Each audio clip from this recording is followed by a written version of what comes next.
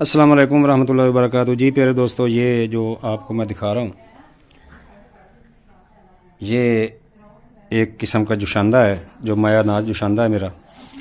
ये छाती के लिए बहुत आला चीज़ है और पेशाब के लिए, पट्ठों के लिए और जिस्मानी दर्दों के लिए और जो नशा पानी करते हैं उनके लिए बहुत अच्छी चीज़ है कि इसमें सोमा कुलपालता भी मैंने डाला है और जो नशा छोड़ने से तकलीफ़ होती है उसको भी इंशाल्लाह ये शफा देता है।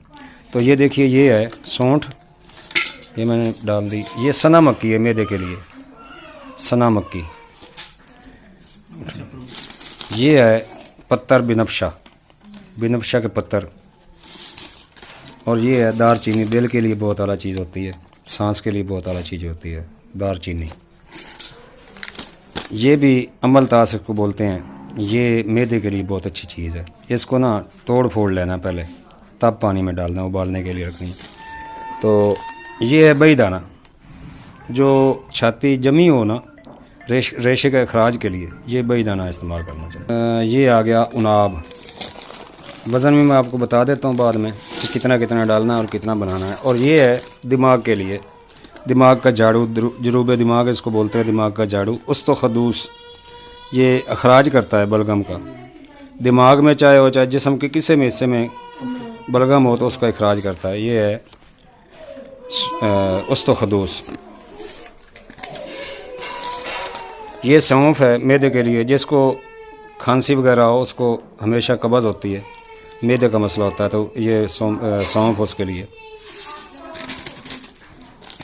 ये मुलट्ठी, तमाम दोस्त जानते हैं मुलट्ठी को, कि बलगम के खराज के लिए होती है। और ये है लौंग। अगर जुशांदे में ये डालेंगे ना तो इंशाल्लाह जिस्मानी ताकत बहाल होगी और इंसान बेहतरी महसूस करेगा, दर्दों के लिए होती है। तो बाकी सोमा कल्पालता रह गई और गुल बिनफ्शा, ये सारी चीज़ें। इसमें उनाब 50 ग्राम है और सोमा कल्पा 50 ग्राम और उनाब 50 ग्राम, बाकी सब 10-10 ग्राम। ये है जी गुल बिनफ्शा। इसमें गुल कम है और पत्ते ज़्यादा हैं, मगर लोग दे रहे हैं बस गुल बिनफ्शा करके सेल कर रहे हैं, चलो कुछ गुजारा करेगा। ये गुल बिनफ्शा है जी। प्यारे दोस्तों, आप सब जानते हैं ये सोमा कल्पालता है, ये बलूचिस्तान की जड़ी बूटी है और इस पर अंग्रेज़ों ने कब्ज़ा किया हुआ है, क्योंकि इसमें एफिड्रीन निकलता है। एफिड्रीन इसका जोहर है, जो अंग्रेज़ों ने ख़रीद लिया हमसे, हमें बस बहुत कम मिलता है। बलूचिस्तान की सौगात है, इसको सोमा कल्पालता कहते हैं जी। प्यारे दोस्तों, ये इकट्ठा भी बना सकते हैं और अलग-अलग भी। इसकी कम से कम 12 पुड़ियाँ बना लें और एक पुड़ी सुबह, एक दोपहर, एक शाम इस्तेमाल करवा सकते हैं, या एक पुड़ी में पानी डालकर आप सुबह दोपहर शाम भी इस्तेमाल कर सकते हैं। मैं इसका इकट्ठा फार्मूला बता रहा हूँ कि इसकी में 7 किलो पानी डालना है।